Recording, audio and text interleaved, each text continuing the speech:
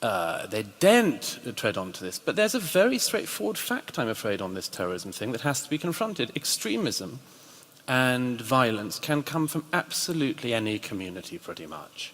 I mean, even Buddhists, when riled up in certain parts of the world, can become violent. The Quakers, I think, we can't go for, but but pretty much every community. So I accept that. This is not something to be picked up on. But Islamic extremism only comes from the Islamic religion and from followers of it. And that is an imported problem for Europe. That's a problem that we've brought in and we're now facing. Now, none of our politicians, by the way, and there's no great conspiracy about this, nobody expected it. If you just said to a politician in the 1990s, in the early years of the 2000s, Europe is going to be racked by blasphemy debates, they'd say, what are you talking about? When did the Spanish Inquisition return? And then we all became used to it, that there were certain things you couldn't do that were actually blasphemy in a country like this and were punishable effectively by death, by a death sentence. We all accepted that. And now we're told we have to accept the terrorism. Well, maybe we do have to accept the terrorism as part of our life, but the publics have a right to be looking at the politicians and saying, look, this is a problem you brought in. It's not only to be talked about. It's not only to be talked about as a problem, but unless we're willing to do that bit of identifying, to my mind, the gap between what the public can see and what the public know, and what the political class is even willing to whisper, will continue to grow, and that's the gap where you have to worry. So who wants to take on what, or just a moment ago rather, that somehow this is a problem that has been brought into Europe by, I presume, Douglas means the immigration of Muslims in big numbers? There's no doubt that when you look at the Muslim world in general, there are lots of problems. We have enormous problems with regards to women's rights, LGBT rights, freedom of speech, human rights, and we got lots of things that we should be criticizing, and we are criticizing. But it would also be a very big mistake to think that the Muslim world is a monolithic whole and that all Muslims are similar and they have a similar worldview. In fact, they do not. There are enormous differences. There always were, historically, and today as well, depending on whom you talk to, which country, what time you are focusing on.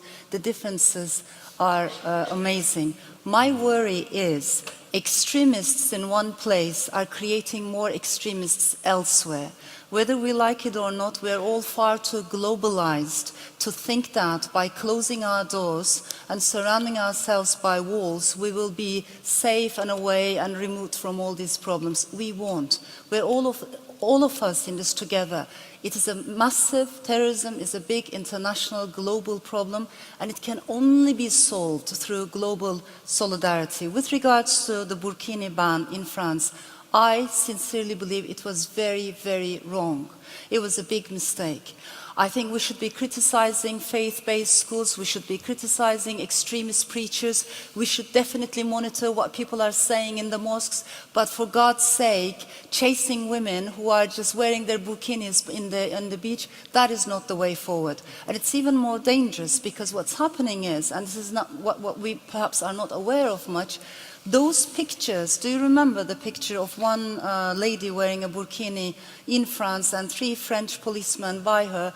Unfortunately, that very photograph has been circulated in Turkey, in Jordan, in Egypt, with awful captions saying, you see, this is what they're doing to our women. All staged, with a TV crew called upon this just is awful. to take the picture. This is very dangerous. The Catholic nuns are dressed the same way with a burkini, and you allow them to dress like that. Why do you go after? This is crazy. Can I suggest Douglas, something? May I suggest let's hear from you. Can I just finish just okay, one Ellie, if I cut you off before, so we'll let you finish now. I come from a country, because Turkey and France have lots of similarities. The laïcité we have borrowed directly from France, not the Anglo-Saxon secularism. And Turkey has applied the headscarf ban. Iran has applied the headscarf ban. It didn't work. It created massive problems. But yes, we all share the same aims with regards to how do we prevent extremism, how do we prevent find terrorism, but let's also find more progressive ways forward than chasing women sure. with burkinis. Elif, Douglas, first of all, sorry, Elif, but the burkini ban is a massive diversion. A massive diversion. It was a big mistake for the French state when that happened, I agree, but this is not the biggest issue. The biggest issue is that just up the road, again, a few days ago, 3 men with machetes went through a London street hacking at people saying this is for Allah. Okay? That's our problem. And this is always the way with this. We always have diversions, and some of these diversions we bring upon ourselves. But let me just get back to the main point.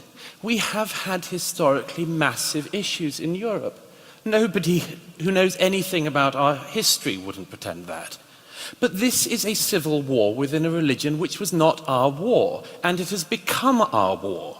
It has become our war, and Elif, you are right and wrong. You are totally wrong to say that there isn't some agreement on this. If you are a Muslim and you follow Islam, you believe that the Quran came from God, and you believe that what is in it is at least very hard to run against. And so now we have a situation in a country like this one, where actually the majority of British Muslims want being gay, like I am, to be made illegal now, okay? So we had a nice liberal agreement in recent decades over being gay, and now you import a community which actually thinks not just that they're not on board with gay marriage, but they think it should be made a lock-upable offence. Where does that come from? It comes from Islam, okay? Where do all these things come from? They come from this, and I'm sorry, but it is a much worse problem than we think. Okay, one poll last year showed that 50% of British Muslims would not go to the police if they knew somebody involved in an ISIS-like group was around them. Another poll showed 2/3 of British Muslims saying they would not go to the police if they knew somebody involved in extremist activity. What the hell are we doing? What the hell are we doing in ignoring that? Okay, Douglas, let me... Yeah, but this is so I know, Elif. I will. This problem and a possible solution.